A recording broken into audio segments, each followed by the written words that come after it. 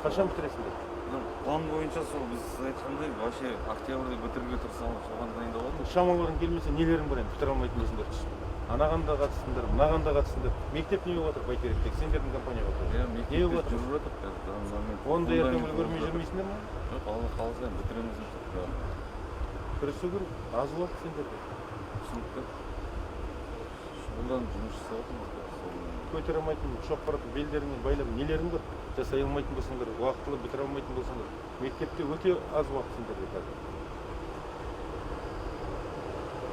1 миллиардтың мектебі 6 жыл. Қалай күресіңдер? Мына жүрістеріңмен, мына кішкентай объекттің күрделі жөндеуін бітіре алмайсыңдар. Мектепте не бар мен көріп. Қазір қандай жұмыстар? Іргетасы қалап отырсыздар ма? Іргетасы фундаменттің қазір дамымай фундамент жұмыстары болып жатыр. Усилителінде қанша адам жұмыс істеп жатыр? Бұл жерде қазір дамымай 20-30 адам істеп жатыр. Техника істеп жатыр. Жұмыс техника. 20 адам деген жеке үйдің жұмысын істейтін адам жұмысы ғой жаңа. Кесектен салынатын кәдімгі қам кесектен.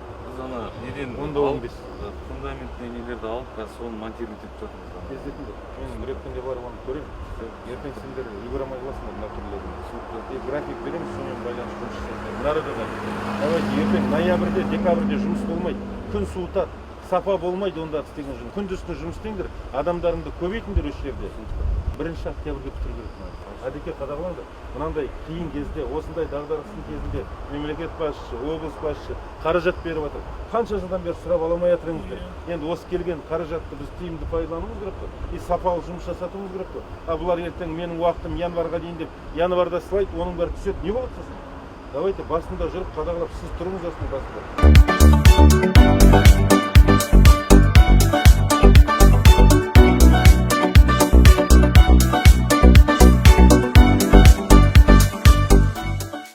Мына Талдырал елді мекені, Баймұрат елді мекені, барлық көшелері жөнделді ғой да? Асфальтталды, тас жол салынды.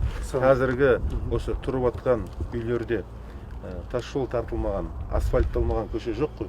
Бәрі шешілді ғой толығымен де. Шет жаққаны бар, орталық шешілді. Неше көше шешілді? 3 көше бар. 3 көше. Орада қанша үй тұрады 3 көшеде? 3 көшеде мына жағында үй аз ояқта бірақ. Мына жағында неше 6-7-8 үй бар, мына жағында бір 5-6 үй бар. Оның шешу жолы былай.